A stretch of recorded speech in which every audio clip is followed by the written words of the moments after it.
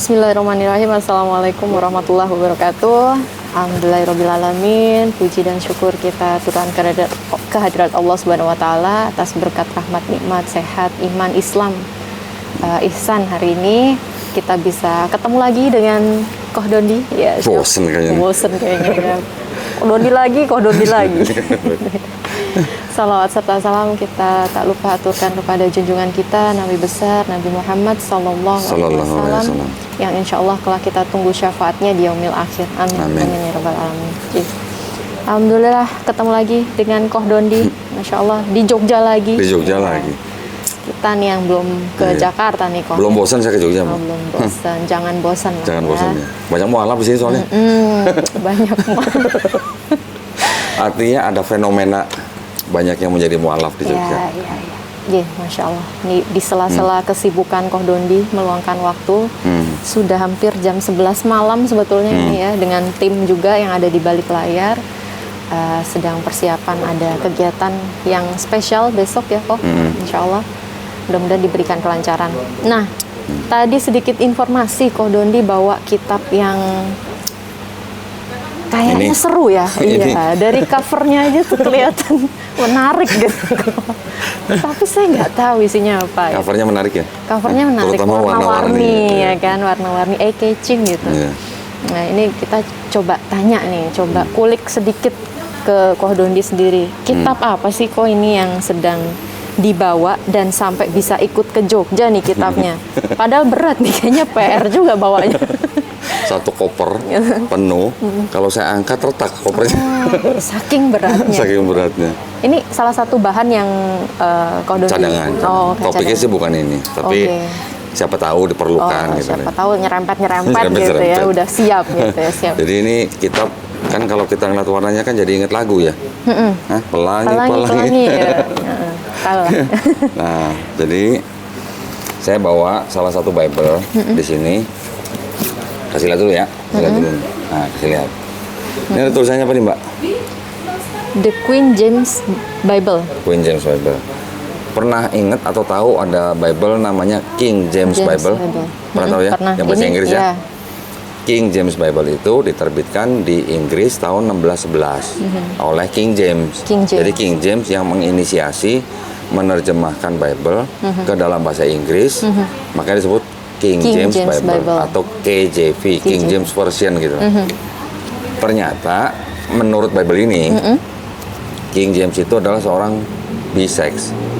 Oh, oke. Ya. King James itu ternyata seorang bisex. Nah, oleh teman-teman bisexnya dia dipanggilnya Queen James gitu. Oh, jadi ini ya. Jadi Queen James Bible ini diambil dari julukannya King James yang dijuluki dengan Queen James. Karena dia bisex. Disebut dengan Queen James Bible. Jadi Bible ini isinya sama dengan yang King James Bible. Cuman ada perubahan beberapa kata gitu. Hanya beberapa kata dan di dalam beberapa ayat. Yang tujuannya apa? Kita baca nih. Ada keterangannya di sini. Oke, kita tunggu penjelasannya sebentar. Ya. Nah, pertama-tama ini kan Queen James Bible di sini tahun 2012 nih Mbak. Ini ada table of contents. Ini apa Mbak tulisannya? A Gay Bible. Oke, ini judulnya agak-agak shock ya saya bacanya. Berani ya Mbak? Iya. Jadi ini memang ditujukan untuk gay. Untuk kalangan gay. Kalangan gay. Bible untuk gay gitu ya. Baru 2012 ini. 2012.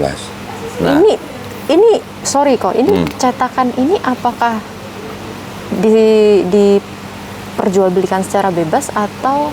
Saya beli di Amazon.com. Oh. Berarti bebas dong? Bebas ya? Bebas. Oke. Nah, kan menarik gitu loh kalau dipajang di toko kan menarik ya. Warnanya bagus gitu ya. Iya, warnanya bagus ya. Nah, ini ada catatan begini nih Mbak di sini. The Queen James Bible is based on the King James Bible, ya. Jadi Queen James Bible ini berdasarkan King James Bible, edited to prevent. Jadi dikoreksi atau diedit untuk mencegah homophobic misinterpretation. Jadi diedit untuk mencegah misinterpretasi tentang homofobik. Gitu, homofobik tahu lah ya. Nah, jadi nanti ada dijelaskan homoseksual di dalam Bible. Terus siapa Queen James? Nah, ini dijelaskan nih. Jadi nanti di sini nih, King James was a well-known bisexual. Gitu. Walaupun dia menikahi seorang wanita, tapi dia juga mempunyai banyak hubungan gay dengan orang-orang, sehingga dia terkenal dari teman-temannya itu disebut dengan Queen James. Gitu ya. Julukan yang disematkan oleh teman-temannya. Ya, gitu. Jadi tujuannya Bible ini dibuat dengan mengoreksi beberapa kata di dalam beberapa ayat, tujuannya untuk menghindari atau mencegah misinterpretasi tentang homofobik. Gitu ya. Jadi tahu kan tujuannya apa kan? Agak mind blowing. baru pertama lihat ya. Jadi kalau yang teman-teman Kristen di Indonesia yang taunya cuman LAI, TB atau terjemahan baru, yang tahun ini sudah keluar TB2-nya, yang hanya familiar dengan Bible itu, ya kalau ngeliat ini mungkin kaget. Gitu. Ya. Nanti ada lagi Mbak Bible yang pasal-pasalnya itu bisa dikurang-kurangin untuk kelompok tertentu. Diedit lagi. Jadi pasal-pasalnya dikurang-kurangin supaya yang kelompok yang dituju atau ditarget untuk menerima Bible itu tidak membaca ayat-ayat yang dibuang itu dengan tujuan supaya patuh gitu. Ada Bible begitu. Menerima. Namanya The Negro Bible. Oke, beda lagi nih saudara-saudara. Beda lagi. Oke. Kalau Negro Bible diterbitkan kira-kira tahun 1840 sekian, saya lupa persisnya, di akhir abad ke-19, ditujukan kepada budak-budak kulit hitam di Amerika Latin yang memang menjadi semacam target untuk menjadi Kristen. Nanti mungkin yang di Afrika beda lagi gitu. Nah, yang saya bawa ke sini, ke ruangan ini ya kebetulan yang ini. Yang versi ini ya. Yang Negro Bible ada di koper. Ada lagi di koper. Kayaknya kopernya isinya penuh banget ya. Jadi penasaran juga ya. Berat banget, bukan penuh banget. Berat banget. Oke kok. Oke, jadi kira-kira begitu. Jadi Bible itu bisa di bongkar susun kali ya, bongkar pasang apa gimana ya? Pasang ya, menyesuaikan target yang dituju. Menyesuaikan kepada siapa Bible ini mau disebarkan. Di Indonesia ada nggak Bible yang begitu Mbak? Yang diubah sesuaikan untuk kelompok tertentu, ada nggak kira-kira? Kalau saya menemuinya tuh masih yang versi ya LAI-nya aja ya. Maksudnya yang seperti kemasannya begini nih, kayaknya ini. Ini kayaknya. Kalau di Indonesia yang mayoritas apa? Muslim, ya kan? Islam.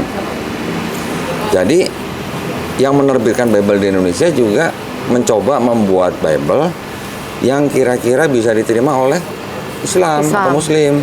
Kebanyakan gitu kan sebagai mayoritas. Jadi mereka juga menerbitkan Bible yang ada kata-kata Isa Al-Masih. Nabi Yahya.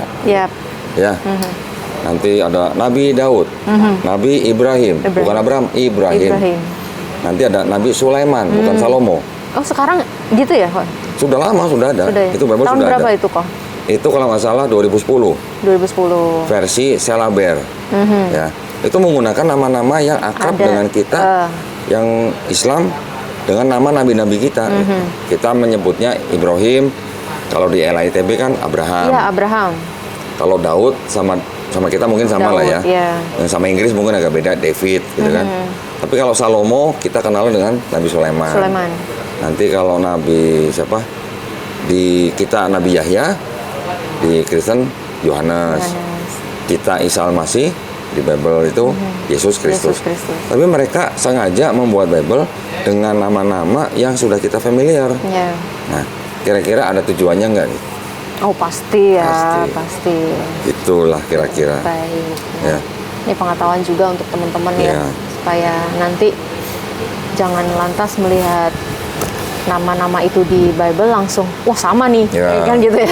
Jadi memang ditujukan untuk orang-orang Muslim supaya mereka yang sudah familiar dengan nama-nama itu tidak begitu sulit menerima. Ya. Okay. Jadi tujuannya adalah untuk istilahnya penginjilan. Oke, penginjilan secara lebih halus gitu ya, gitu. PDKT-nya. Nah, pertanyaannya, ada nggak Quran khusus kaum ini gitu kan? Nggak ada. Nggak ada ya? Nggak ada.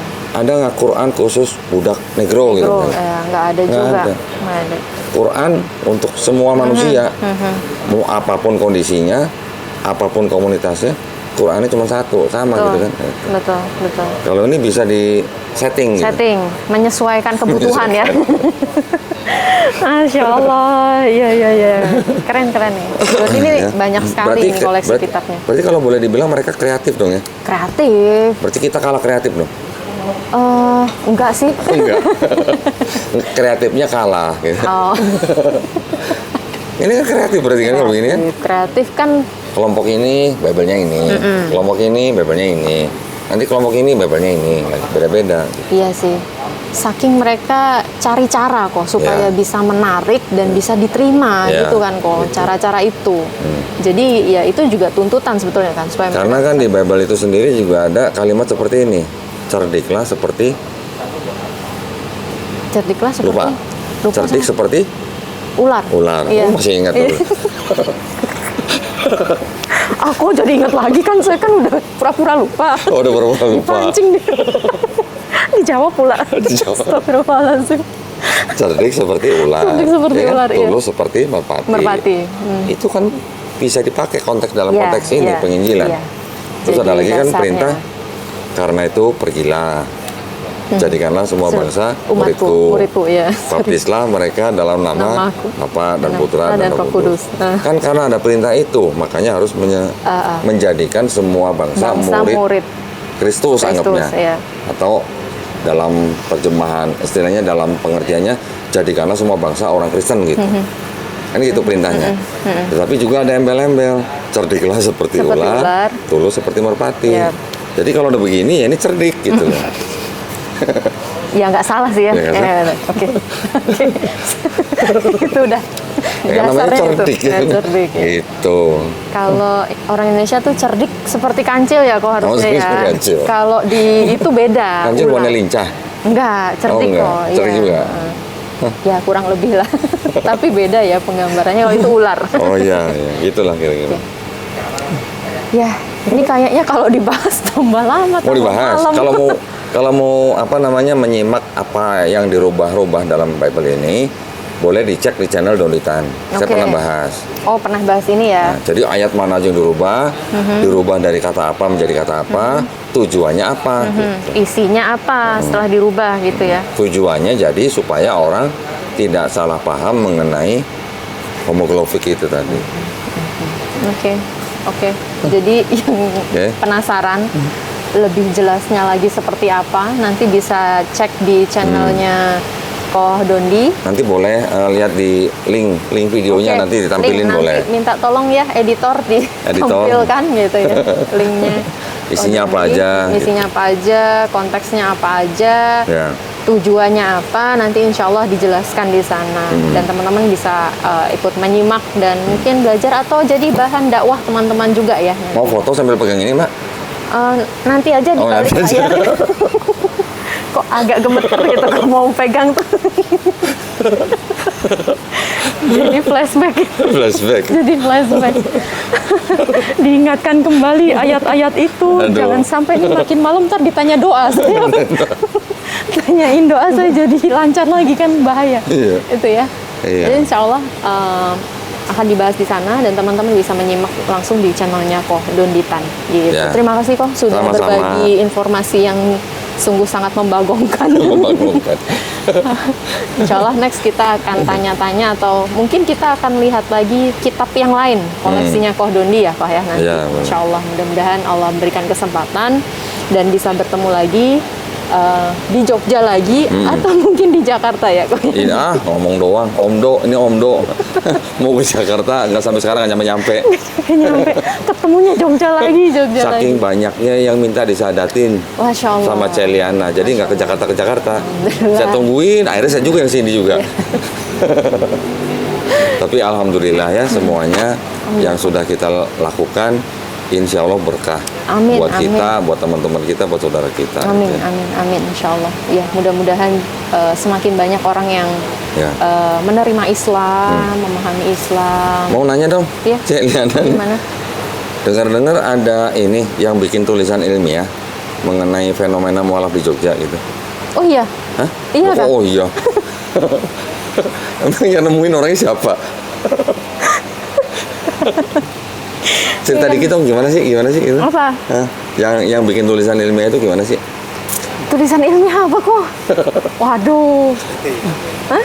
Yang katanya dari sekolah tinggi Oh itu. iya, kemarin tuh sempat kedatangan tamu beberapa mahasiswa dari sekolah tinggi agama Kristen. Oh, nanya-nanya dan saya kemarin agak surprise-nya itu salah satu statementnya mereka tuh mereka penasaran kenapa sih kok banyak orang yang masuk Islam Di Jogja. iya Oke. iya fenomena yang sedang Oke. di Jogja memang ya, salah Celiana nggak satunya. bilang, kan Jogja kan kota hidayah gitu dong. Nah, itu yang buat saya kemarin agak-agak surprise juga loh. Berarti kalian nih mahasiswa-mahasiswa juga menyimak ya, maksudnya melihat fenomena yang terjadi di Jogja atau mungkin di luar Jogja gitu sampai mereka bisa berstatement apa sih yang membuat orang-orang nih khususnya teman-teman dari Nasrani yang memilih untuk masuk Islam gitu. Salah satunya itu yang jadi pertanyaan mereka observasi sih kemarin karena ada tugas dari sekolahnya dan justru yang menyarankan itu dari dosennya Oh, gitu. untuk datang ke Mualaf Center Yogyakarta. Oh, berarti dosennya sudah tahu MCY dong berarti? Iya. Oke. Dosennya nggak Dapat ikut? referensi tidak. Oh, nggak ikut. Itu saya juga agak ini Kecewa gitu? Iya kecewa. Harusnya dosennya juga ikut ya? Mendampingi ya kok Oh, ya iya, kan harusnya. kita bisa kenalan Iya, lebih dekat lagi gitu. Iya. Tapi kemarin hanya mahasiswanya ada beberapa dan memang yang mereferensikan itu dari pihak kampusnya, sekolahnya gitu. Terus yang mereka tanya dijawab sama Mbak Liana, kenapa banyak orang masuk Islam di Jogja gitu? Iya juga saya jawab akhirnya dan beberapa pertanyaan lain sebenarnya mereka membuat satu list juga gitu, satu lembar pertanyaan-pertanyaan yang memang akan dimasukkan ke dalam tulisan mereka gitu. Lebih ke survei juga, terus tanya juga kenapa apa sih yang membuat orang tertarik dengan Islam gitu. Mungkin mereka mau bikin studi gitu ya? Iya. Terus bagaimana mencegahnya gitu mungkin ya? Pencegahan ya. Itu? Iya. Atau gimana? Bisa jadi atau membuat formulasi baru ya mungkin, kan. gitu ya. Seperti tadi ya kitabnya diedit atau apa kan itu menjadi satu. Gitu ya, saking mereka mungkin tertarik atau mungkin heran Ya, sampai bikin tulisan ilmiah. bikin tulisan ilmiah dan yang menyarankan juga dari pihak sekolahnya sendiri gitu. Kemarin sempat ini juga kok. Kami ngobrol cukup lama sekitar 2 jam gitu. Terus? Dan insya Allah mungkin saya masih kontak terus via WhatsApp Oh gitu. dengan Berapa orang yang datang, Mbak? kemarin ada 4 orang. 4 orang. Yang sadat berapa orang? Belum bukan. Oh belum. Pertanyaannya menjebak semua ya. Agak-agak gemeter ini saya nih. Ini hostnya yang mana sih sebenarnya? Iya kan? Agak-agak serem gitu loh Bos kalau jadi ngobrol narasumber. kalau ngobrol sama Ko Doni jadi kebalik gitu. Kayak saya yang ada di channelnya Ko Doni tadi. Astagfirullah. Berarti harus tayang nih channel saya nih berarti. Boleh tuh. Iya, Iya, siapa iya. tahu ya nanti kita ada kesempatan Iya. ketemu dengan teman-teman dari ST Sekolah Tinggi Agama Kristen itu STAK-nya itu. Mudah-mudahan bisa ketemu dengan Koh Dondi, malah mungkin akan Ya, lebih boleh. banyak informasi yang didapat nanti kalau dari Koh Dondi. Tapi poin saya kan gini, Celiana.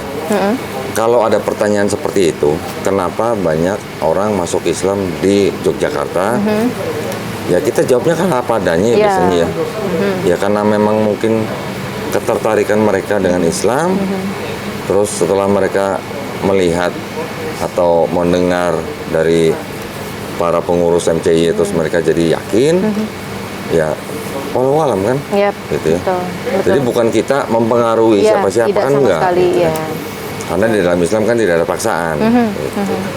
Ya alhamdulillah ya bukan kita mau ngojok-ngojokin orang untuk masuk Islam enggak. Betul. Tapi apa yang mereka tanya ya kita jawab apa adanya. Iya, dijawab apa adanya.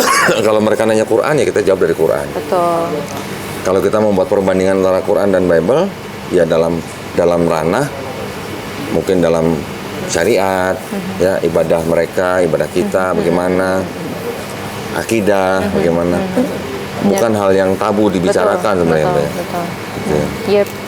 Apalagi ya, posisinya kan mereka yang datang ya kok ya. Kita tidak sama sekali menyangka juga gitu. Iya. Makanya kemarin kami juga Celiana nggak diundang ke STT? belum kok. Oh belum. Loh mereka udah datang, biasanya kan harusnya ngundang balik dong. Ya kalau ngundang balik saya calling Ko Dondi nanti. Oh bawa ini maksudnya? Iya. Dan beberapa kitab yang lain ya. Mungkin mereka belum tahu juga kok ada kitab kayak gini kan? Mungkin juga. Iya kan? Mungkin juga, tapi memang ya sekolah tinggi teologi yang saya tahu memang mata pelajarannya itu memang tidak tidak selengkap atau tidak menyeluruh gitu loh dalam hal kekristenan. Karena kan yang di STT ajarkan kan biasanya lebih banyak teologinya, betul. Akidahnya, sejarahnya mungkin diberikan tapi nggak terlalu banyak. Perbandingan mereka juga mempelajari Islamologi, Mbak. Saya nggak tahu kalau yang datang itu dapat kelas Islamologi atau enggak ya. Tapi di STT lain yang saya tahu itu ada mata pelajaran Islamologi. Oke. Jadi bukan kita aja mempelajari Kristologi, mereka juga mempelajari Islamologi. Yep. Dan ada beberapa STT yang saya tahu, bahkan saya baca di brosurnya, ada syarat kelulusan itu dengan mengajak orang masuk Kristen. Sekian orang baru lulus gitu. Target ya Pak? Target. Berarti kan memang sudah ditugaskan dari mulai dari kuliah. Dari kuliah sudah diberikan misi seperti itu.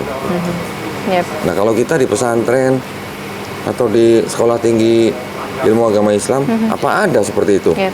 Kalau nggak dapat sekian orang masuk Islam nggak lulus gitu, apa ada begitu kan nggak ada? Nggak ada. Gitu ya. Baik. Ya, betul. Kemarin yang datang tuh dari jurusannya.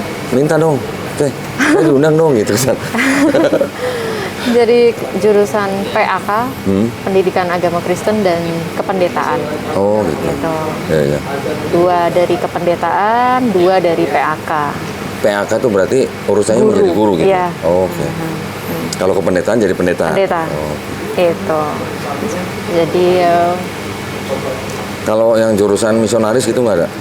saya nggak tanya. Waduh, nanya dong harusnya dong. Kan, nggak tanya saya. Harusnya dong, tanya dong. Saking kalau ada kependetaan harusnya ada kemisionarisan gitu ya. Harusnya. Jadi kita yang ngatur. Loh nanya, ini kan nanya. Karena kan ada, masih banyak ya. Kita melihat ada orang datang ke kampung kita atau ke rumah kita. Kelihatannya kayak orang muslim. Pakai baju koko, pakai kupluk haji. Ngobrol biasa. Yang diomongin Quran.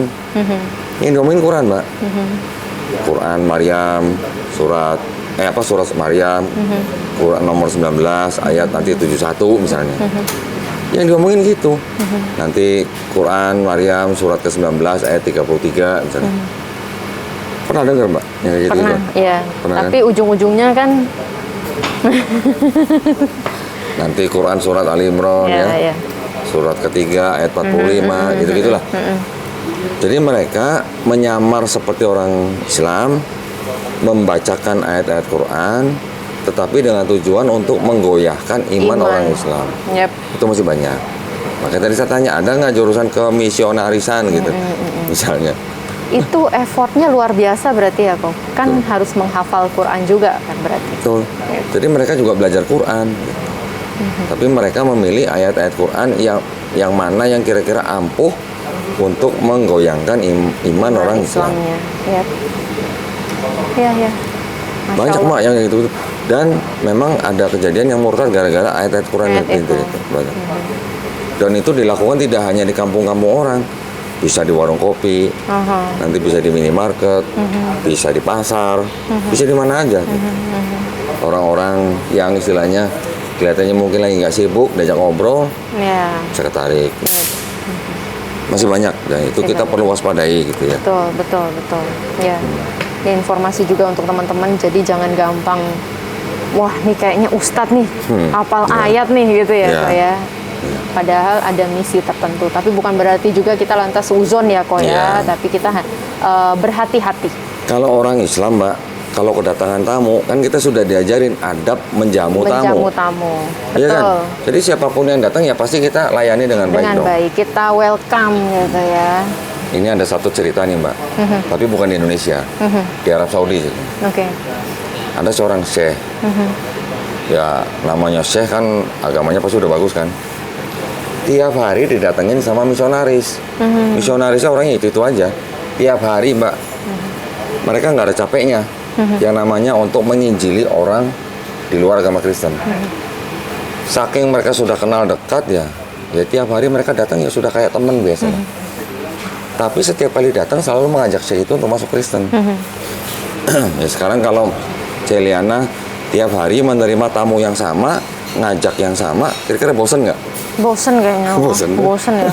Kalau bisa jangan diterima gitu ya. Tapi karena kita diajari untuk menjamu tamu, adab, mau nggak mau kan kita harus layanin. Betul.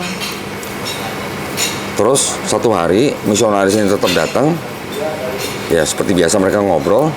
Nggak lama asisten si syekh ini datang membisikkan sesuatu ke syekh ini. Setelah dibisikin oleh asistennya, syekh ini nangis. Nangis kayak anak kecil. Misionarisnya kan bingung. Syekh, kenapa syekh kok nangis? Ada yang meninggal enggak? Itu kan tanya begitu kan. Nangisnya kayak anak kecil. Si syekh ini jawab, iya ada yang meninggal. Siapa? Malaikat Jibril alaihissalam. Gimana coba? Gimana tuh kok? Misionarisnya bingung, ketawa malah. Wah, bahlul kata gitu. Mana mungkin malaikat Jibril meninggal kata gitu. Malaikat kok meninggal? Syekhnya jawab apa? Bukan kamu lebih bahlul, Tuhan bisa meninggal gitu. Terus gantian nggak dia yang nangis? Habis itu dia nggak pernah datang lagi. Gimana dong kalau gitu? Ceritanya baru saya dengar. Baru dengar. Gimana? Coba, itu salah satu kecerdikan lah ya daripada saya itulah. Diusir kita nggak ini dong, nggak beradab gitu kalau diusir. Betul. Kita tuh menjamu termos gitu ya. Nah dengan cara begitu. Coba besok dipraktekkan kalau ada yang begini. Jadi kalau didatengin terus sama misionaris, bisa gitu dijawab ya? Dengan begitu, bisa bisa ditangkis dengan cara begitu. Ditangkis dengan cara begitu. Oke, baik. Insya Allah. Ini ilmu baru. ilmu baru. Oke. Terima kasih, ya, Pak Doni. Sama-sama. Ya, Masya Allah. Jadi kemana-mana nih kita ceritanya. Nggak apa-apa lah. Bismillah. Kalau terlalu pendek, ntar nggak ada yang nonton. Iyalah. Nanti dibikin part-part gitu ya. Part-part ya. Dibikin short gitu. Ini mau minta sedikit apa ya? Butuh tim media nggak? Ada lowongan? Belum kok. Oh, belum? Kata mau bikin channel. Baru mau ngelamar jadi tim media. Tim media saya sudah siap sebetulnya. Nah kan yang ini ngurusin MCY. Boleh kok dikasih sedikit motivasi nih dari senior ya, gimana nih? Untuk siapa? Untuk channel saya nih, Liana Yasmin Channel. Oh, udah jadi belum channelnya? Belum. Belum jadi, udah minta motivasi gimana sih? Stock shoot kok. Hah? Ini? Oh ini video pertama nih, perdana nih. Masya Allah. Keren. Tapi kan kok Dondi nih yang masuk. Waduh, jadi merasa tersanjung nih. Tersanjung dan tersungging.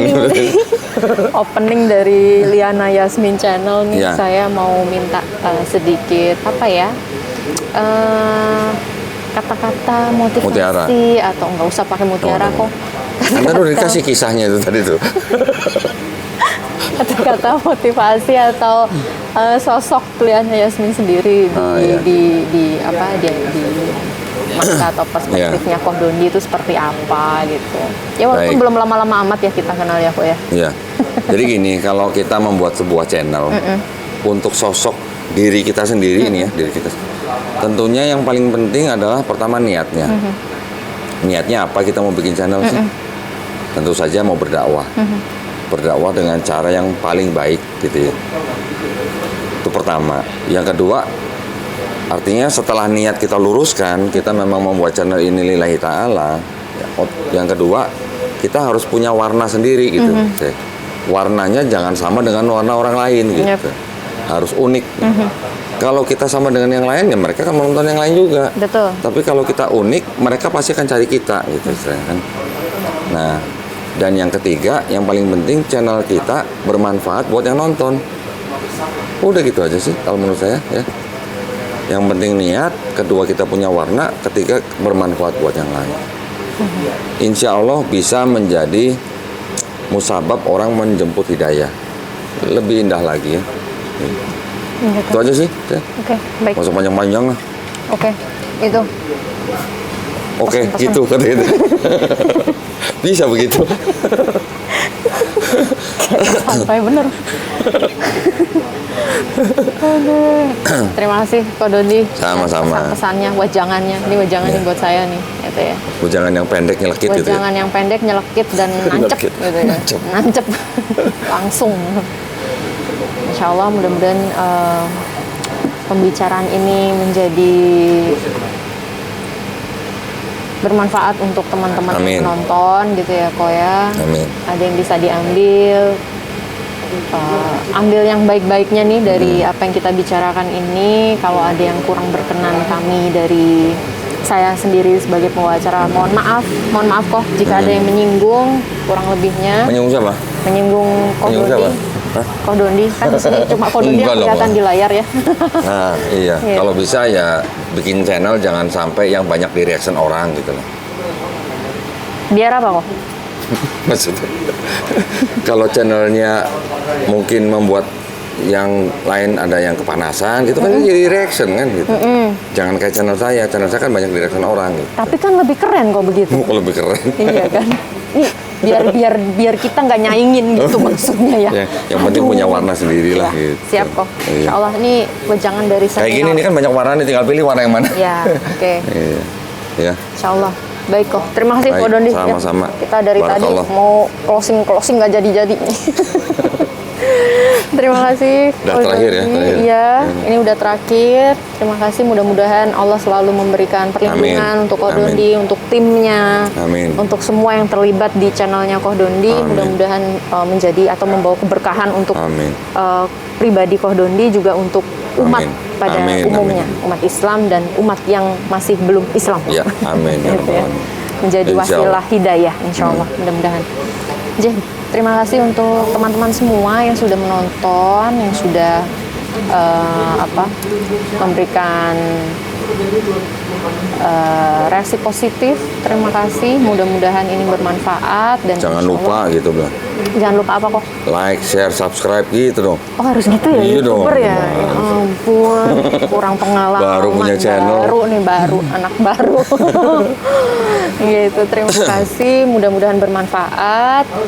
Mudah-mudahan Allah juga selalu memberikan keberkahan untuk kita semuanya. Kesehatan, kebermanfaat untuk semuanya. Amin ya rabbal alamin. Jazakumullah khairan katsir. Barakallahu fikum. Wassalamualaikum warahmatullahi wabarakatuh. Waalaikumsalam warahmatullahi wabarakatuh.